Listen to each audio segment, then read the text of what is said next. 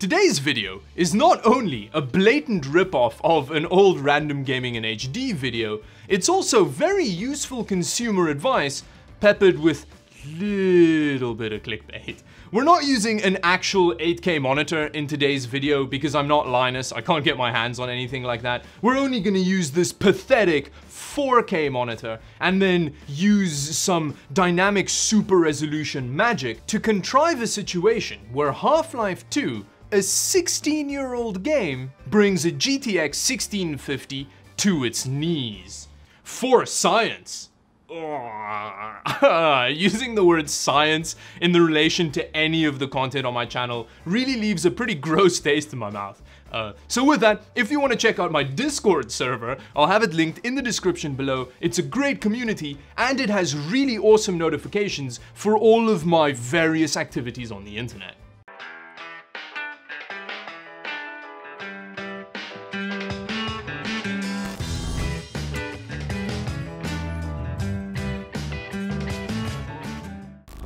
Now the exact GTX 1650 that I'm using for today's video is the low-profile GDDR6 version that I used for a previous video. I'm pairing it with a Ryzen 7 1700X overclocked to 3.9 GHz, and then the actual monitor that I'm using is an LG 27UD88, which is a native 4K monitor. Now the reason that I wanted to use a native 4K panel for this video is because the built-in dynamic super resolution tool in Nvidia software suite only gives you a multiplication factor of 4 over the native resolution of your display. And as we all know, 4K times 4 equals 8K because of math.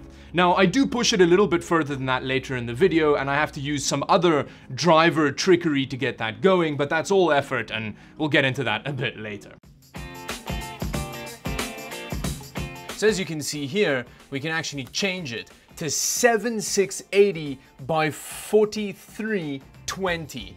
It's some exciting stuff. So let's apply that and see what happens. Oh, wow, everything's gotten really tiny there. Look at that. So that's what fake 8K looks like on a 4K monitor. Now the first game that we're gonna give the 8K rescaling treatment is one of my all-time favorites, GTA San Andreas. So let's start off with some 4K gaming just to see how the GTX 1650 handles GTA San Andreas at 4K. That was a big stutter there. This is actually not a great sign. We're sitting... Oh, actually, what I need to remember to do with GTA San Andreas, it does put a frame limiter on, which pegs the game at 24 frames per second, like some kind of console peasant loser. So if you turn that off, it goes straight up to 190 frames per second, which is way better. Oh, there we go, there we go. That is actually so smooth. It looks really good. There's so much definition on the textures and stuff now, but as you can see on the train track and just pretty much any straight line, there are still some jaggies all over the place, which is what we're trying to eliminate as much as possible. Come on, you can do it. There we go. Which we're trying to eliminate as much as possible. So let's see what happens when we jump this bad boy to 8K.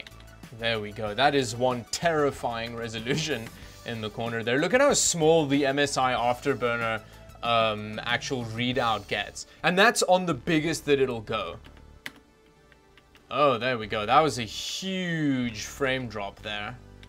But look at that. It's actually running. We're sitting at about between 25 and 30 frames per second. And honestly, it does actually look better. I feel like the jaggies are less prevalent. Oh, there's a lady going on a nice stroll over there. But yeah, I mean, it's not going super well, but it is still working. Let me just actually make sure here that it didn't revert the frame limiter. No, the frame limiter is still off. But we do have max draw distance and max visual effects quality. And, I mean, it's running a decent looking game at 8K, which I'm pretty impressed with. Oh, here's another couple ladies going for a stroll. This is obviously a lady predominant neighborhood. Now I thought I'd give one of my favorite oldie games to use in this kind of situation, Half-Life 2, a try. Now this is running at 4K, and as you can see, the GTX 1650 has no problem running it at 300 frames per second. Yeah, I mean, it looks really good. It is very sharp. All of the details look really nice. The thing with 4K is that you kind of notice with these games is that there are like micro jaggies, if that doesn't sound extremely pretentious to say, but on all of the like character models and stuff, there are these tiny little jaggies that you do see, and that's not good enough if you want the best. So let's try out some 8K. Now here on the bin is actually a fairly good example of those micro jaggies. He says, sounding like a massive loser. But if you look on the side of the bin there is a little bit of unsharpness which we want to get rid of. Yeah, as you can see, it does genuinely make a difference in my opinion. Those micro jaggies, and I'm gonna giggle every time I say it, but they are not visible anymore on the bin over there. But the performance is actually surprisingly good. You'd definitely be able to play this at 8K if you wanted to.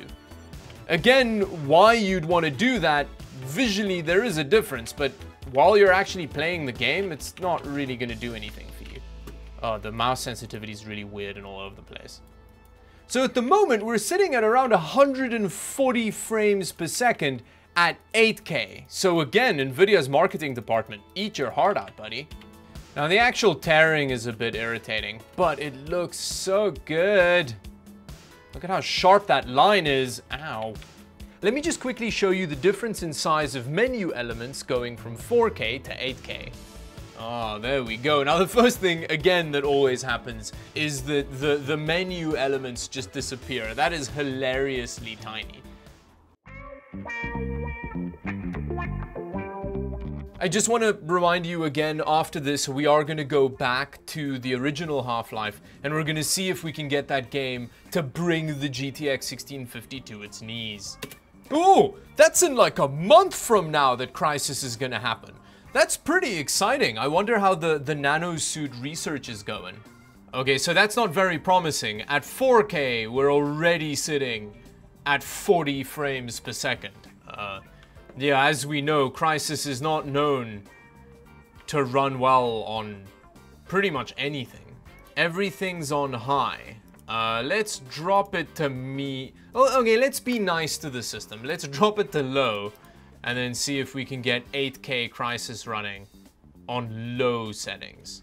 Okay, so we're getting some very playable results at 4K with the GTX 1650. One thing that I will say about Crysis is even at 150 frames per second, it feels like it's running at 40 frames per second. Okay, I think that's enough. Let's see what it does with 8K. Yes, keep that resolution. Oh, hell yeah. We're hitting 12 whole frames per second. Look at that. Do you think I can defeat these guys with my... Is this a turtle or a tortoise? It was on the land, right? So this is a tortoise.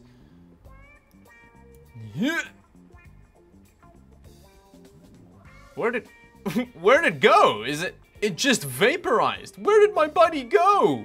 Look at that, look at that lighting effect. Oh, what? This looks beautiful. You know, this is 8K in all of its glory. I feel like the tearing really adds to the overall immersion of this gameplay. Look at that. Where's the sun? There's no sun effect. Wait. Let's crank the graphics and see how much of a difference that makes. I mean, I don't know if it looks better than it did before. Is it gonna render everything at some point, or is that just not gonna happen? See, this is the kind of bringing the graphics card to its knees that I was hoping for. Okay, this is not going well at all. Okay, no, I need to drop the settings. That's quite frankly, when it comes to Crysis, there's a very small difference. I guess the jaggies on the gun is a little bit less noticeable in 4K, but in all honesty, there is no point doing this. Now, unfortunately, I can't get 16K working. Just to remind you, 16K is 15,360 by 8,640, which is just madness. But even if you use like a custom dynamic super resolution tool, when you try and force that resolution, it just breaks everything. Now, even this custom dynamic super resolution tool, which you see tiny over here, is really difficult to get working. It seems like Nvidia doesn't want you to have a dynamic super resolution ratio of more than 4 times over the native resolution of the display, because they actually disabled that function from working in the newest drivers for the GTX 1650. So you have to go find older versions of the BIOS for it to work. I guess you can find some ways around it, but an older BIOS is the easier way to do it.